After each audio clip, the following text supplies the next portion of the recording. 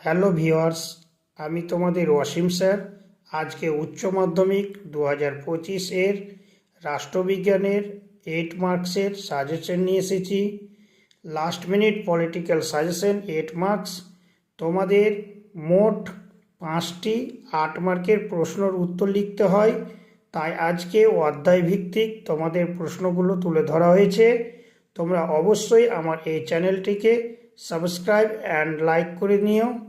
আর একটা কথা, তোমাদের মোট আমি 5টি প্রশ্ন থেকে ভিভিআই 5টি মাত্র প্রশ্ন তুলে ধরেছি, তার সাথে এক্সট্রা 1টি করে মোট 10টি, কিন্তু মেন প্রশ্ন 5টি।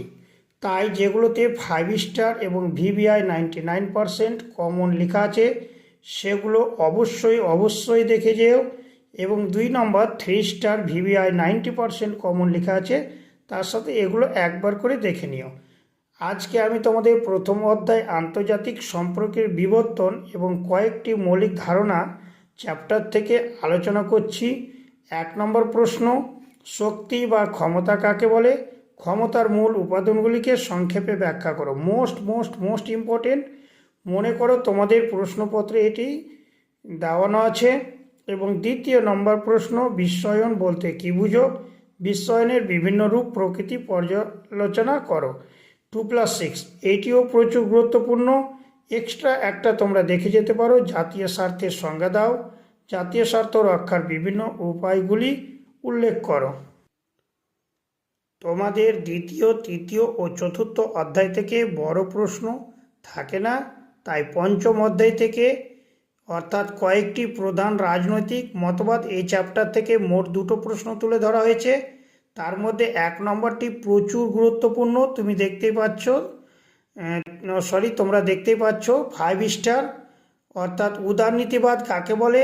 উদারনীতিবাদের মূল বৈশিষ্ট্যগুলি আলোচনা করো। 2+6 অথবা দিয়ে থাকবে। 2 নম্বর প্রশ্ন, রাষ্ট্র সম্পর্কে মার্ক্সবাদের মূল সূত্রগুলি বা তত্ত্বটি আলোচনা করো।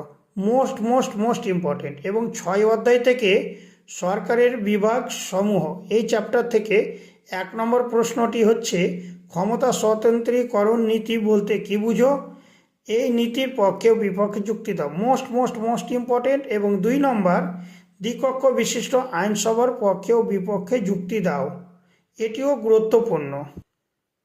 তোমাদের 7ম অধ্যায় ভারতের শাসন বিভাগ থেকে 2টো প্রশ্ন তুলে ধরা হয়েছে।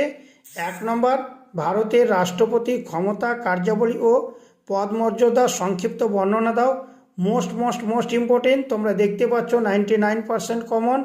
2025 এক লিখানো আছে। আর এগুলো তোমাদের টেস্ট পেপার থেকে তুলে ধরা, টেস্ট পেপারে অনেকবার এসেছে, তাই 99+ আমি দিয়েছি আর কি।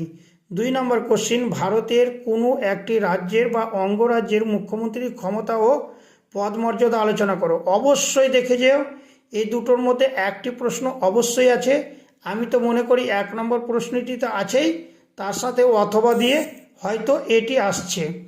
আর তোমাদের 8ম অধ্যায় থেকে দেওয়ানো হয়নি প্রশ্ন, কারণ অতটা প্রয়োজন নেই। 9ম অধ্যায় থেকে তোমাদের ভারতের বিচার বিভাগ থেকে মোট 2টি প্রশ্নকে আমি ইম্পর্টেন্ট রেখেছি এবং স্টার দিয়ে সেগুলোকে বুঝিয়েছি আর কি। অর্থাৎ 1 নম্বর প্রশ্ন 5 স্টার দেওয়া আছে, দেখে নাও। ভারতের সুপ্রিম কোর্টের গঠন, ক্ষমতা ও কার্যাবলী আলোচনা করো। Most important. আর এই যে 3 নম্বর প্রশ্নটি, ভারতের পার্লামেন্টের আইন পাশের পদ্ধতি, সংসদ গঠন, ক্ষমতা ও কার্যাবলী আলোচনা করো। Most important. তার সাথে একটা এক্সট্রা দেখে যেতে পারো, ক্রেতা সুরক্ষা আদালতের উপর একটি সংক্ষিপ্ত টিকা লেখো।